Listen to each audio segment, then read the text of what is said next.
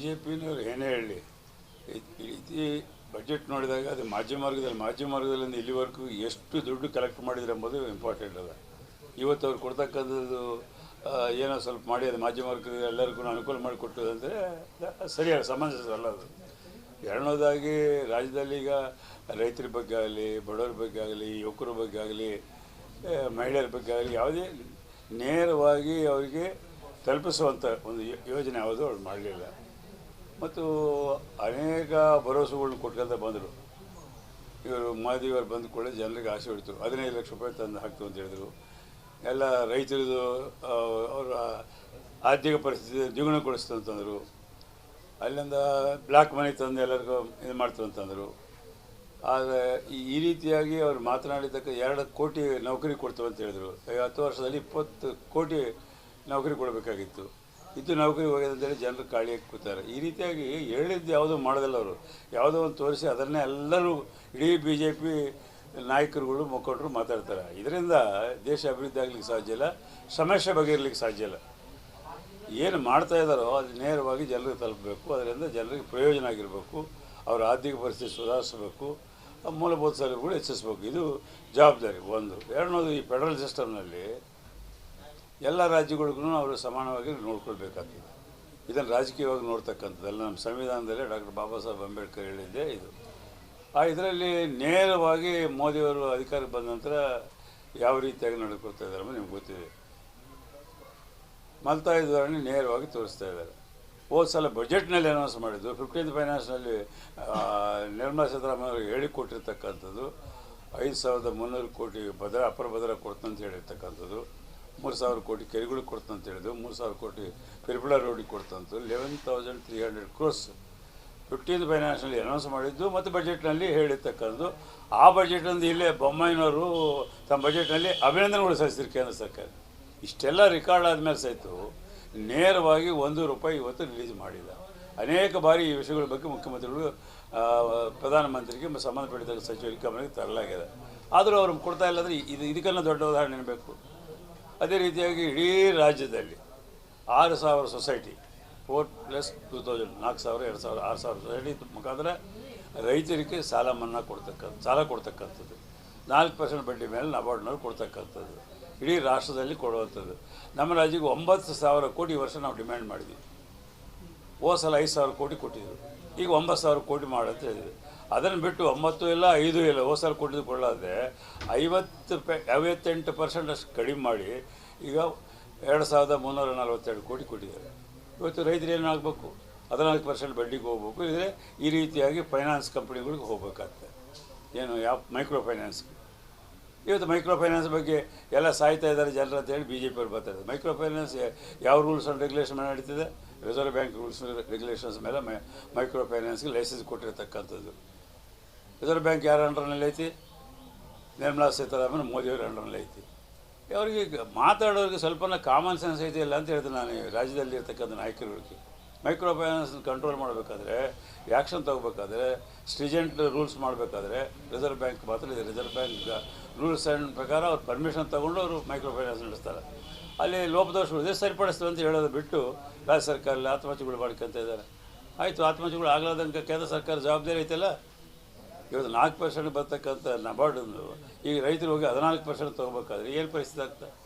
Micro finance ಹತ್ರ ಹೋಗ್ತಾರೆ, private ಬಡ್ಡಿದಾರ ಹತ್ರ ಹೋದ್ರೆ ಯಾಕೆ ಹೋಗ್ತಾರೆ? ಸರ್ಕಾರದಿಂದ ಸೊಸೈಟಿಗಳಿಂದ ಸಾಲ ಸಿಗಲಾದ ಕಾರಣ ಇವತ್ತು ಬೇರೆ ಕಡೆ ಹೋಗಿ ಸಾಲ ತೊಗೊಳ್ತಿದ್ದಾರೆ. ಆ ಸಾಲಕ್ಕೆ ಈ ರೌಡಿಗಳನ್ನ ಉಪಯೋಗ ಮಾಡ್ತಕ್ಕಂಥ ಮತ್ತೊಂದು ಮಾಡ್ತಕ್ಕಂಥದ್ರಲ್ಲಿ ಜನರಿಗೆ ಭಾಳ ತೊಂದರೆ ಆಗ್ತಾಯಿದ್ದಾರೆ, ಆತ್ಮಹತ್ಯೆಗಳು ಆಗ್ತಾಯಿದ್ದಾರೆ. ಅದಕ್ಕಾಗಿ ಈಗಾಗಲೇ ರಾಜ್ಯ ಸರ್ಕಾರ మన ಕ್ಯಾಬಿನೆಟ್ನಲ್ಲಿ ಮುಖ್ಯಮಂತ್ರಿಗಳಿಗೆ ಅಧಿಕಾರ ಕೊಟ್ಟು ಇವತ್ತು ನಾಳೆ ಅದರಲ್ಲಿ ಸುಗ್ರೀವಾಜ್ಞೆ ಆಗ್ತದೆ. ಯಾರೇ ಆ ರೀತಿಯಾಗಿ ಜನರಿಗೆ ತೊಂದರೆ ಕೊಟ್ಟರೆ ಪ್ರಿನ್ಸಿಪಲ್ ಅಮೌಂಟ್ಗಳನ್ನು ಹೆಚ್ಚು ಅವರು ವಸೂಲು ಮಾಡಿದರೆ ಅವ್ರ ಮೇಲೆ ಸೀರಿಯಸ್ ಆಗಿ ಆ್ಯಕ್ಷನ್ ತಗೊಂಡು ಜೈಲಿಗೆ ಕಳಿಸ್ತಕ್ಕಂಥ ಒಂದು ನಿರ್ಧಾರ ಈಗಾಗಲೇ ರಾಜ್ಯ ಸರ್ಕಾರ ಮಾಡಿದೆ.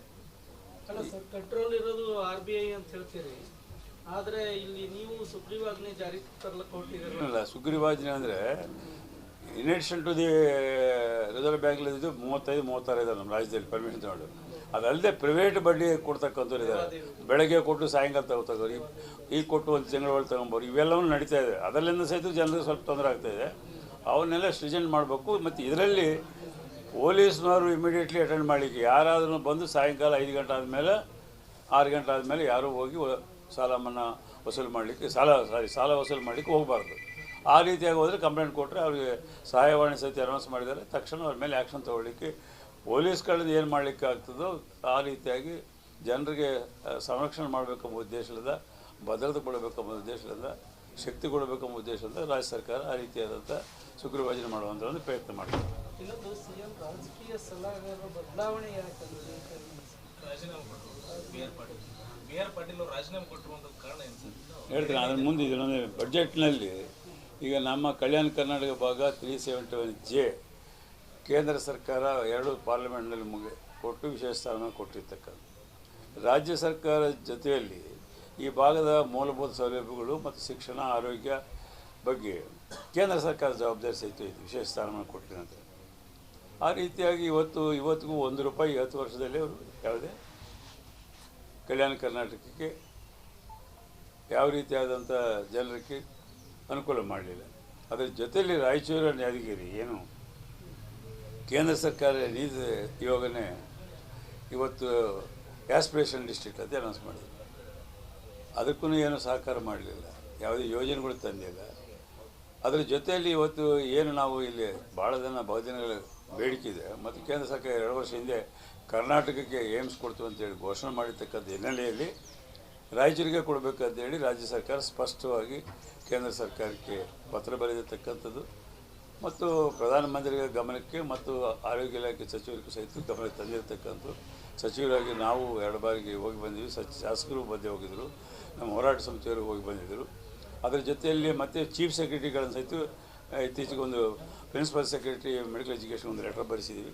ಇಷ್ಟೆಲ್ಲ ಮಾಡಿದರೆ ಸಹಿತ ಜನರ ದಾರಿ ತಪ್ಪಿಸಲಿಕ್ಕೆ ಒಂದು ಲೆಟರ್ ಬರೆದು ಶ್ರೀಮಾನ್ ನಡ್ಡಾ ಅವರು ಇದನ್ನು ಈ ಭಾಗ ನಾವು ಕೇಂದ್ರ ಸರ್ಕಾರದಿಂದ ಕೊಡ್ತಕ್ಕಂಥ ಏನು ಇಡೀ ರಾಜ್ಯಕ್ಕೆ ಕೊಡ್ತಕ್ಕಂಥ ಹಣದಲ್ಲಿ ಈ ನಮ್ಮ ರಾಯಚೂರು ಭಾಗದಲ್ಲಿ ಮೆಡಿಕಲ್ ಅನುಕೂಲತೆಗೆ ನೀವು ಅದನ್ನು ಉಪಯೋಗ ಮಾಡ್ಬೋದು ಅಂತೇಳಿ ಒಂದು ಲೆಟರ್ ಬರೀತಾರೆ. ಅಂದರೆ ಈ ರೀತಿಯಾಗಿ ಒಬ್ಬ ಕೇಂದ್ರ ಸಚಿವರಾಗಿರ್ತಕ್ಕಂಥವ್ರು, ಇಡೀ ಪಕ್ಷಕ್ಕೆ ಅಧ್ಯಕ್ಷರಾಗಿರ್ತಕ್ಕಂಥವ್ರು ಜನರನ್ನು ದಾರಿ ತಪ್ಪಿಸ್ತಕ್ಕಂಥ ಕೆಲಸ ಮಾಡಿ ರಾಜ್ಯಕ್ಕೆ ಮತ್ತು ಕಲ್ಯಾಣ ಕರ್ನಾಟಕಕ್ಕೆ ಮೋಸ ಮಾಡುವಂಥ ಕೇಂದ್ರ ಸರ್ಕಾರದ ಈ ಮಾತುಗಳಿಂದ ನಾವು ಯಾವ ರೀತಿಯಾಗಿ ಇವರಿಗೆ ಪ್ರತಿಭಟನೆ ಮಾಡಬೇಕು. ಇಡೀ ಇವತ್ತು ಯಾವುದೇ ಪಕ್ಷದಲ್ಲಿ ಇಡೀ ನಮ್ಮ ರಾಜ್ಯಸಭಾ ಲೋಕಸಭಾ ಸದಸ್ಯರಾಗಿರ್ಬೋದು, ಕರ್ನಾಟಕದಿಂದ 4 ಮಂದಿ ಕೇಂದ್ರ ಸಚಿವರು ಪ್ರತಿನಿಧಿಸ್ತಾ ಇದ್ದಾರೆ ಕರ್ನಾಟಕದಿಂದ. ಇವ್ರು ಯಾರು ಸಕಾರ ಶಬ್ದ ಎತ್ತಿಲ್ಲ, ಕೊಡಬೇಕಂತಲೂ ಹೇಳಬಲ್ಲರು. ನಮ್ಮ ಕಾಂಗ್ರೆಸ್ ಪಕ್ಷದ ಲೋಕಸಭಾ ಸದಸ್ಯರು, ರಾಜ್ಯಸಭಾ ಸದಸ್ಯರು ಮಾತಾಡಿದ್ರೆ ಬಿಟ್ಟರೆ BJPಯವರು ಒಬ್ಬರು ಸಹಿತ ಮಾತಾಡಿಲ್ಲ. ಮಾತೆತ್ತರೆ ಜೋಶಿಯವರು ಪ್ರತಿಯೊಂದು ರಾಜಕೀಯವಾಗಿ ಮಾತಾಡ್ತಾರೆ. ಇದು ಜೋಶಿಯವರ ಜವಾಬ್ದಾರಿ ಅಲ್ಲ. ಇಲ್ಲಿ ಬಂದಿರತಕ್ಕಂಥ ಏಮ್ಸ್ನವ್ರು ತೊಗೊಂಡಿದ್ದಾರೆ, ಜಗದೀಶ್ ಶೆಟ್ಟರ್ ಮಾತು ಕೊಟ್ಟಿದ್ದಾರೆ, ನಮ್ಮೆಲ್ಲರಿಗೂ ಯಡಿಯೂರಪ್ಪನವ್ರು ಮಾತು ಕೊಟ್ಟಿದ್ದಾರೆ. ಇವರೆಲ್ಲ ಅವರು ಉನ್ನತ ಸ್ಥಾನದಲ್ಲಿದ್ದಾರೆ, ಜಗದೀಶ್ ಶೆಟ್ಟರೆಲ್ಲ. ಅವರೆಲ್ಲ ಮಾತಾಡಬೇಕಲ್ಲ, ಯಾಕೆ ಮಾತಾಡ್ತಾ ಇಲ್ಲ ಅವರು? ಸೊ ಈ ರೀತಿಯಾಗಿ ನೇರವಾಗಿ ಕರ್ನಾಟಕ ಅನ್ಯಾಯ ಆಗ್ತಾಯಿದೆ. ಇದು ಸಮಯ ಬಂದಾಗ ತಕ್ಕ ಉತ್ತರ ಕೇಂದ್ರ ಸರ್ಕಾರಕ್ಕೆ ಮತ್ತು ಶ್ರೀಮಾನ್ ಮೋದಿಯವರ ಸರ್ಕಾರಕ್ಕಾಗಲಿ ಪಕ್ಷಕ್ಕಾಗಲಿ ಆಗ್ತದಂಥ ಮಾತನ್ನು ಈ ಸಂದರ್ಭದಲ್ಲಿ ನಾನು ಹೇಳಿ ಬಯಸ್ತೇನೆ. ಈಗೇನು ರಾಜಕೀಯ ವಿಷಯದ ಬಗ್ಗೆ ಬಿ.ಆರ್. ಪಾಟೀಲ್ ನಮ್ಗೆ ಅತ್ಯಂತ ಹಿರಿಯ ಶಾಸಕರಾಗಿದ್ದಾರೆ. ಅವರು ಸ್ವಲ್ಪ ಒಂದು ವ್ಯಕ್ತಿತ್ವ ಹೊಂದಿರತಕ್ಕಂಥವ್ರು ಮತ್ತು ವಿನೋಬಾವೆ ಮತ್ತು ಮಹಾತ್ಮ ಗಾಂಧೀಜಿ ಇದರಲ್ಲಿ ನಡೀತಕ್ಕಂಥದ್ದು. 3 ದಿನ ಹಿಂದೆ ನನ್ನ ಕ್ಷೇತ್ರದ ನನ್ನ ಚಾಂಬರ್ ಸಹಿತ ಬಂದಿದ್ದರು. ಅವರಿಗೆ ಪ್ರತಿ ವಾರ ನಾವು ಅವ್ರು ಭೇಟಿ ಆಗ್ತಿರ್ತೀವಿ. ನಮಗೆ ಸಹಿತ ಏನೋ ಪ್ರಪೋಸಲ್ಸ್ ಕೊಟ್ಟು ಬಜೆಟ್ನ ಸೇರಿಸ್ಬೇಕು ಸೇರಿಸ್ತಂತೇಳಿ. ಬಟ್ ಯಾಕೆ ಸಡನ್ನಾಗಿ ಮಾಡಿದ್ರು ಗೊತ್ತಿಲ್ಲ. ಇದು ಅವ್ರು ಏನೇ ಮಾಡಿದ್ರು ನಮ್ಮ ಮುಖ್ಯಮಂತ್ರಿಗಳು ಭಾಳ ಅತ್ಯಂತ ಆತ್ಮೀಯರಾಗಿರ್ತಕ್ಕಂಥವ್ರು ಮತ್ತು ಶ್ರೀಮಾನ್ ಖರ್ಗೆ ಸಾಹೇಬ್ರಿಗೂ ಸಹಿತ ಭಾಳ ಆತ್ಮೀಯರಾಗಿದ್ದಾರೆ. ಹಂಗಾಗಿ ಯಾವುದೇ ಆ ರೀತಿಯಾಗ ತೊಂದರೆ ಆಗೋದಿಲ್ಲ. ಏನೋ ವಿಷಯ ಬಂದಿರಬೇಕು, ಅದು ಏನಿದೆ ಎಂಬುದು ನಮಗಿನ್ನೂ ಗೊತ್ತಿಲ್ಲ. ಯಾಕಂದರೆ ನಿನ್ನೆ ಬೆಳಗ್ಗೆ ಆ ವಿಷಯ ನಮ್ಮ ಗಮನಕ್ಕೆ ಬಂತು. ನಾವು ನಿನ್ನೆ ಮೀಟಿಂಗ್ಗಳಲ್ಲಿದ್ದೆ, ರಾತ್ರಿ ಈ ಕಡೆ ಬಂದೆ. ಅದೇನಿದ್ರು ಮುಖ್ಯಮಂತ್ರಿಗಳು ಈಗಾಗಲೇ ಹೇಳಿದ್ದಾರೆ ಸರಿಪಡಿಸ್ತಾರೆ ಅಂತೇಳಿ ಸರಿಪಡಿಸ್ತಾರೆ. ಹಾಂ, ಕೊಟ್ಟಿಲ್ಲ ಅಂತ ಹೇಳಿಲ್ಲ ಅವರು, ಕೊಟ್ಟಿಲ್ಲ ಅಂತ ಹೇಳಿಲ್ಲ. ಕೊಡಬೇಕು. ನಿಮ್ಮ ಟಿ ವಿನಾಗ ಈಗ ಬರ್ತಾಯಿದೆ, ಟಿ ವಿನಲ್ಲಿ ಒತ್ತಡ ಹಾಕಿ ಅನುದಾನ ಪಡಿಬೇಕೆಂಬ ಉದ್ದೇಶವನ್ನು ಮಾಡ್ತಾಯಿದ್ದಾರೆ ಅಂತ ಈಗ ಟಿ ವಿನಾಗ ನಾನು ನೋಡ್ತಾ ಇದ್ದೀನಿ. ಅಷ್ಟೇ ಬಿಟ್ಟರೆ ಕೊಟ್ಟಿಲ್ಲ ಅಂತಿಲ್ಲ. ಎಲ್ಲ ಈಗ ನಮ್ಮ ಇಲಾಖೆಯಿಂದ ಅವ್ರು ಕೇಳಿರ್ತಕ್ಕಂಥದ್ದೆಲ್ಲ ಕೊಡ್ತಾನೆ ಇದೆ. ಈ ಅಂತರ್ಜಾಲದ ಬಗ್ಗೆ, ಈ ಕಲ್ಯಾಣ ಕರ್ನಾಟಕದಲ್ಲಿ ಅನೇಕ ಯೋಜನೆಗಳ ಬಗ್ಗೆ ನಮಗೆ ಮಾಹಿತಿ ಕೊಟ್ಟಿದ್ದಾರೆ ಅವರು. ಬೇರೆ ಬೇರೆ ರಾಜ್ಯಗಳಿಂದ ಯಾರನ್ನು ಕರೆಸಿ ನಮ್ಮ ಜೊತೆಯಲ್ಲಿ ಮಾತಾಡಿದರು. ನಾನು ಅವರು ಡಿ ಆರ್ ಪಾಟೀಲ್ ನಮ್ಮ ಆಫೀಸಿನಲ್ಲಿ ಅನೇಕ ಮೀಟಿಂಗ್ಗಳು ಮಾಡಿದ್ವಿ. ಅವರ ಹಿರಿಯರಿದ್ದಾರೆ, ಆ ರೀತಿಯಾಗಿ ಏನೋ ತೊಂದರೆ ಕೊಡೋದಿಲ್ಲ. ಏನಾದರೂ ಮನಸ್ಸಿಗೆ ಏನಾದರೂ ಹೆಚ್ಚು ಕಡಿಮೆ ಆಗಿರಬೇಕು, ಅದು ಸರಿಪಡಿಸ್ತಾರೆ, ಏನು ತೊಂದರೆ ಇಲ್ಲ. ಅಲ್ಲ, ಬಿ ಆರ್ ಪಾಟೀಲ್ ಅವರು ಸಚಿವ ಸ್ಥಾನ ಕೇಳಿದ್ರು. ಒಂದು ವೇಳೆ ಸಚಿವ ಸ್ಥಾನ ಸಿಗದೇ ಇದ್ರೂ ಪರವಾಗಿಲ್ಲ, ಹೆಚ್ಚಿಗೆ ಅನುದಾನ ಕೊಡ್ತಾರೆ ಅನ್ನುವಂಥ ನಂಬಿಕೆ ಇತ್ತಂತೆ. ಹಾಗಾಗಿ ಅನುದಾನನೂ ಇಲ್ಲ, ಸಚಿವ ಸ್ಥಾನನೂ ಇಲ್ಲ ಅನ್ನೋ ಕಾರಣಕ್ಕಾಗಿ ರಾಜೀನಾಮೆ ಕೊಟ್ಟರು ಅನ್ನುವಂಥದ್ದು ಇದೆ. ಇಲ್ಲ, ಸುಳ್ಳು. ಆ ರೀತಿಯಾಗಿ ಏನಿಲ್ಲ, ಅವ್ರಿಗೆ ಅನುದಾನ ಬರ್ತಾ ಇದೆ. ನೋಡಿ, ಅನುದಾನದ ಪ್ರಶ್ನೆ ಬಂದಾಗ ಈ ವರ್ಷದಲ್ಲಿ 4,000 ಕೋಟಿ ಮೊನ್ನೆ ಡಿಸೆಂಬರ್ನಲ್ಲಿ ನಮ್ಮ PWD ರಿಲೀಸ್ ಮಾಡಿದ್ದಾರೆ. ಎಲ್ಲ ಕ್ಷೇತ್ರಗಳು ಬಂದದ. 2,000 ಕೋಟಿ RDPRನಲ್ಲಿ ಮೊನ್ನೆ ರಿಲೀಸ್ ಮಾಡಿ 189 ಕಾನ್ಸ್ಟಿಟ್ಯೂನ್ಸಿಗೆ ಎಲ್ಲ ಯಾವುದೇ ಪಕ್ಷದಲ್ಲಿ ಅವರಿಗೆ 10,000 ಅಂತ ರಿಲೀಸ್ ಮಾಡಿದ್ದಾರೆ. 6,000 ಕೋಟಿ ಡಿಸೆಂಬರು ಈ ಜನವರಿಯಲ್ಲಿ ರಿಲೀಸ್ ಆಗಿದೆ ರಾಜಕೀಯ. ಮತ್ತು ಎಲ್ಲ MLCಗಳಿಗೆಲ್ಲ ಅವರು ಅನುದಾನ ಏನು 2 crores ಇರೋದು ಎಲ್ಲ ಕಡೆ ರಿಲೀಸ್ ಮಾಡಿದ್ದಾರೆ ಸಮಯಕ್ಕೆ ತಕ್ಕಂತೆ. ಮತ್ತು ಎಲ್ಲ ಇಲಾಖೆಗಳಲ್ಲಿ ಇವತ್ತು ನನ್ನದೇ ಇಲಾಖೆ ಇದೆ, 12,696 ಕೋಟಿ ಬಾಕಿ ಇಟ್ಟು ಹೋಗಿದ್ದೀವಿ. 15,000 ಕಾಮಗಾರಿಗಳು ಮೆರೆದಿಟ್ಟಿದ್ರು. ಆದರೂ ಈಗ ನಾವು ಕೊಡ್ತಾ ಇಲ್ಲ. ಎಲ್ಲ ಕಡೆ ಇಡೀ ರಾಜ್ಯದಲ್ಲಿ ಎಲ್ಲರಿಗೂ ಕೊಟ್ಟಿದ್ದೀವಿ. ಈಗ 3,200 ಬೋರ್ವೆಲ್ಸ್ ನಾನು ಈಗ ಇಡೀ ಕ್ಷೇತ್ರಗಳಲ್ಲಿ ಎಲ್ಲರಿಗೂ SC STನಲ್ಲಿ ಕೊಟ್ಟಿದ್ದೀನಿ. ಹಿಂದಕ್ಕೆ ಯಾರೂ ಆ ರೆಕಾರ್ಡ್ ಮಾಡಲಿಲ್ಲ ನನ್ನ ಇಲಾಖೆಯಿಂದ. 3,200 ಎಲ್ಲರೂ ಅಪ್ರಿಷಿಯೇಟ್ ಮಾಡ್ತಾರೆ. ಮುಖ್ಯಮಂತ್ರಿ ಹತ್ರ ಬಂದೇ ಹೇಳ್ತಾರೆ. ಈಗ ಮೈನಿಂಗ್ ಡಿಪಾರ್ಟ್ಮೆಂಟಿಂದ ಕರೆದು ಫೋನ್ ಮಾಡಿ ನಮ್ಗೆ ಕರೆಸಿ ಕೊಡ್ತಾ ಇದ್ದಾರೆ ಸರ್ ಅಂತೇಳಿ. ಸೊ ಈ ರೀತಿಯಾದಂಥ ಪರಿಸ್ಥಿತಿ ನಾವೆಲ್ಲ ಕಡೆ ಚೆಕ್ ಡೌನ್ ಮಾಡ್ತೇವೆ. ಹೇಳ್ತೀನಲ್ಲ, ಬಿ ಆರ್ ಪಾಟೀಲ್ಗೂ ಮೊಳಕ್ಕೆ ಸಂಬಂಧ ಇಲ್ಲ. ಮೊಳಲಿಂದ ನಮಗೇನು ಆಗ್ತಕ್ಕಂಥ ತೊಂದರೆ ಏನೂ ಇಲ್ಲ, ಬಿಗ್ ಜೀರೋ. ಆ ED ಅವರು ಏನು ಮಾಡ್ತಾಯಿದ್ದಾರೆ ನಿಮ್ಗೆ ಗೊತ್ತಿದೆಯಲ್ಲ.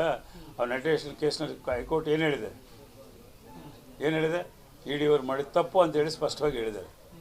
ಆದರೂ ಅವ್ರು ಮಾತಾಡ್ತಾರೆ, ಲೀಕ್ಔಟ್ ಮಾಡ್ತಾರೆ ಮ್ಯಾಜಿಮಿಗೆ. ಅಂದರೆ ಅವ್ರು ಏನು ನಾಚಿಕೆ ಅದ ಅವ್ರಿಗೆ ಏನಾದ್ರು ED ಅಲ್ಲಿ ಅವ್ರು ಹೇಳ್ತಾರೆ. ನಮ್ಮ ಅಧಿಕಾರಿಗಳಿಗೆ ಹೇಳ್ಯಾರ ಅವರು, ಯಾರು ಇಂಟರ್ವ್ಯೂಗೆ ಹೋದರು, ನಾವೇನು ಮಾಡಬೇಕಪ್ಪ ನಮ್ಗೆ ಗೊತ್ತಿದ್ದರಲ್ಲಿ ಏನಿಲ್ಲ ಅಂತೇಳಿ ಮೇಲೆ ಇನ್ಸ್ಟ್ರಕ್ಷನ್ಸ್ ಇದಾವೆ ಅಂತೇಳಿ ED ಅಧಿಕಾರಿಗಳು ಹೇಳ್ತಾ ಇದ್ದಾರೆ ಅಂತೇಳಿ ಎಲ್ಲರೂ ಮಾತಾಡ್ತಾರೆ, ಜನರು ಮಾತಾಡ್ತಾರೆ. ನಾನು ಈ ರೀತಿಯಾಗಿ ಇದ್ದಾಗ ED ಯಾವ ರೀತಿಯಾಗಿ ಪ್ರಯೋಗ ಮಾಡ್ತಾರೆ ಅಂಬುದು ನೀವು ನೋಡಿದ್ರಲ್ಲ. 123 ಕೇಸ್ನಲ್ಲಿ 94 ಕೇಸ್ ವಿರೋಧ ಪಕ್ಷಗಳ ಮೇಲೆ ಮಾಡ್ಯಾರ, ED ಉಪಯೋಗ ಮಾಡಿದ್ದಾರೆ. BJP ಅವರು ಕೇವಲ 6 ಮಂದಿ. ಈ ಸ್ನೇಹಮೇ ಕೃಷ್ಣ ಇದಾರಲ್ಲ ಸರ್, ದೂರುದಾರರು, ಇರಲಿ, ಅವರಿಗೆ ಅವ್ರ ಹೆಸರಲ್ಲಿ ಮಾಟ ಮಂತ್ರ ಮಾಡಿದ್ ನೋಡಿದ್ರೆ ಎಲ್ಲೋ ಒಂದ್ ಕಡೆ ಮೂಢ ಹೋರಾಟ ಮಾಡ್ತಿದ್ದಾರೆ, ಅವ್ರನ್ನ ಮೆತ್ತಗೆ ಮಾಡ್ಬೇಕಂತ ಮಾಡಿದ್ದಾರೆ ಅನ್ನುವಂಥದ್ದು ಕೂಡ ಕೇಳಿ ಬರ್ತದೆ ಸರ್ ಸೋಷಿಯಲ್. ಏನು ಮೆತ್ತಗೆ ಮಾಡ್ತಾರೆ ಅಂದ್ರೆ ಅವ್ರನ್ನ ಎಲ್ಲ ಅವ್ರ ಹೆಸರಲ್ಲ, ಅವರೇ ಮಾಡ್ಯಾರ. ಅವರಿಬ್ಬರು ಫೋಟೋ ಇಟ್ಕೊಂಡು ಇಲ್ಲ, ಅವರು ಮಾಡಿಲ್ಲ, ಯಾರು ಮಾಡಿಲ್ಲ. ನೋಡ್ರಿ, ಅವರು ಹೋರಾಟಗಾರರು ಅವ್ರ ಕೆಲಸ ಅವ್ರು ಮಾಡ್ತಿರ್ತಾರೆ ಸರ್. ಇವತ್ತು ಸ್ನೇಹಮಯ ಕಸ್ಟಮರ್ ಮಾಡಿದ್ರೆ ಇನ್ನೊಬ್ಬರು ಮಾಡ್ತಾರೆ. ಹಂಗಾಗಿ ಇಂಡಿವಿಜುವಲ್ ಆಗಿ ಯಾರೇ ಅಧಿಕಾರದಲ್ಲಿದ್ದಂಥವ್ರು ಆ ರೀತಿ ತಗೊಳ್ಳಿಕ್ಕೆ ಪ್ರಶ್ನೆ ಬರೋದಿಲ್ಲ. ಮಾಟ ಮಂತ್ರದ ಮೇಲೆ ನಮ್ಮ ಕಾಂಗ್ರೆಸ್ ಪಕ್ಷದವ್ರಿಗೆ ನಂಬಿಕೆ ಇಲ್ಲ. ನಾವು ಡಾಕ್ಟರ್ ಬಾಬಾ ಸಾಹೇಬ್ ಅಂಬೇಡ್ಕರ್ ಕೊಟ್ಟಿದ್ದ ಸಂವಿಧಾನದಲ್ಲಿ ನಂಬಿಕೆ ಇರ್ತಕ್ಕಂಥವ್ರು. ಹಾಗಾಗಿ ನಮ್ಗೆ ಅದು ಪ್ರಶ್ನೆ ಬರಲಿಲ್ಲ. ಅವರವರೇ ಮಾಡ್ಕೊಂಡು ಅವ್ರ ಶಕ್ತಿ ಕೊಡಲಿ ಅಂತೇಳಿ BJP ಅವರು ಮಾಡ್ತಾಯಿದ್ದಾರೆ ಅಂತ ನಾನು ಹೇಳ್ತೀನಿ. ಮಲ್ಲಿಕಾರ್ಜುನ ಖರ್ಗೆ ಅವರು ಹೇಳಿರ್ತಕ್ಕಂಥದ್ದು ಏನಂದರೆ, ಜನರು ಅವರವರ, ಈಗ ಬಾಬಾ ಸಾಹೇಬ್ ಅಂಬೇಡ್ಕರ್ ಏನು ಹೇಳಿದರು, ಅವರವ್ರ ಧರ್ಮಕ್ಕೆ, ಅವರವ್ರ ಜಾತಿಗೆ ಅವರವ್ರ ಗೌರವ ಕೊಡ್ತಕ್ಕಂಥದ್ದು. ಇಡೀ ದೇಶದಲ್ಲಿ ಎಲ್ಲವನ್ನೂ ಒಂದಾಗಿ ಇರಬೇಕೆಂಬುದೇ, ಸಮಾನತೆಯಿಂದ ಇರಬೇಕೆಂಬುದೇ ಅವ್ರ ಉದ್ದೇಶ. ಏನು ಬಸವಣ್ಣನವರು ಹೇಳಿದ್ರು ಆ ಕಾಲಕ್ಕೆ, ಅದನ್ನೇ ಡಾಕ್ಟರ್ ಬಾಬಾ ಸಾಹೇಬ್ ಅಂಬೇಡ್ಕರ್ ಸಂವಿಧಾನದ ಮುಖಾಂತರ ನಮಗೆ ಕೊಟ್ಟಿದ್ದಾರೆ. ಅವ್ರು ಹೇಳ್ತಕ್ಕದ್ದೇನೆಂದರೆ, ಅಮಿತ್ ಶಾ ಅವರು ಈ ರೀತಿಯಾಗಿ ಅನೇಕ ರಾಷ್ಟ್ರದಲ್ಲಿ ಅನೇಕ ದುರ್ಘಟನೆಗಳು ನಡೀತಾ ಇದೆ. ಅದಕ್ಕೆಲ್ಲ ಕಾರಣ ಯಾರು? ಹೋಮ್ ಮಿನಿಸ್ಟರ್ ಆಗಿರ್ತಕ್ಕಂಥವ್ರು. ಅವ್ರು ಹೋಗಿ ಅಲ್ಲಿ ಗಂಗಾದಲ್ಲಿ ಸ್ನಾನ ಮಾಡಿದರೆ, ಮಂದಿಯೆಲ್ಲ ತಂದು ತಲೆ ಮೇಲೆ ನೀರು ಹಾಕಿದ್ರೆ ಇದರಿಂದ ದೇಶದ ಜನರಿಗೆ ಸರಿ ಹೋಗ್ತದೆ ಎಂಬ ಲೆಕ್ಕಕ್ಕೆ ಮಾತಾಡಿದ್ದಾರೆ. ಜನರಲಾಗಿ ಮಾತಾಡಿ ಅವರೇನು ಇದನ್ನು ಧರ್ಮದ ಬಗ್ಗೆ ಏನೂ ಅವರು ಮಾತನಾಡಲಿಲ್ಲ. ಧರ್ಮದ ಬಗ್ಗೆ ಮಾತಾಡಿದರೆ ಎಲ್ಲರೂ ಮಾತಾಡಿ, ಎಲ್ಲರೂ ಈಗ ಅವರು ಹೋಗ್ತಾರೆ, ನಮಸ್ಕಾರ ಮಾಡ್ತಾರೆ, ಎಲ್ಲ ಕಡೆ ಹೋಗ್ತಾರೆ, ಎಲ್ಲರಿಗೂ ಫಂಕ್ಷನ್ಗಳು ಅಟೆಂಡ್ ಮಾಡ್ತಾರೆ, ಎಲ್ಲ ಕಡೆ ಮಾಡ್ತಾರೆ. ಹಾಗಾಗಿ ಖರ್ಗೆ ಸಾಹೇಬ್ರು ಹೇಳಿರ್ತಕ್ಕಂಥದ್ದೇನು ವೈಯಕ್ತಿಕವಾಗಿ ಅಮಿತ್ ಶಾ ಅವರು ಮಾತನಾಡಿರ್ತಕ್ಕಂಥ. ಸರ್, ನವೆಂಬರ್ CM ಬದಲಾಗ್ತಾರಂತಲ್ಲ ಸರ್, R ಅಶೋಕ್ ಹೇಳ್ತಿದ್ದಾರೆ. ನೋಡಿ, ಅಕ್ಟೋಬರ್ ಇಲ್ಲ, ನವಂಬರ್ ಇಲ್ಲ. ಮೊನ್ನೆ ಮುಖ್ಯಮಂತ್ರಿಗಳ ಜೊತೆಯಲ್ಲಿ ನಾನು ಇದ್ದೆ. 3 ಕಡೆ ಪ್ರೆಸ್ ಮೀಟ್ನಲ್ಲಿ ಕೇಳಿದರು. ನಾವೆಲ್ಲಿ ಮಠದ ಹತ್ರ ಇಳಿದಾಗ ಅಲ್ಲಿ ಕೇಳಿದ್ರು, ಮೈಸೂರಿನಲ್ಲಿ ಕೇಳಿದ್ರು, ಭಾಗಮಂಡಲದಲ್ಲಿ ಕೇಳಿದ್ರು, ಎಲ್ಲ ಕೇಳಿದ್ರು. ನೋಡಿ, ನಾನು ಮೊದಲೊಂದು ಹೇಳ್ತಾ ಇದ್ದೇನೆ, ನಮ್ಮ ಹೈಕಮಾಂಡ್ ಇದೆ. ಹೈಕಮಾಂಡ್ ಏನು ಹೇಳಿದ್ರು ಅದ್ರ ಪ್ರಕಾರ ನಾವು ನಡ್ಕೊಳ್ಳೋರು. ಹಾಗಾಗಿ ಯಾವುದೇ ಅದು ಪ್ರಶ್ನೆ ಇವತ್ತು ಉದ್ಭವಿಸೋದಿಲ್ಲ ಅಂತ ಹೇಳ್ಯಾರ.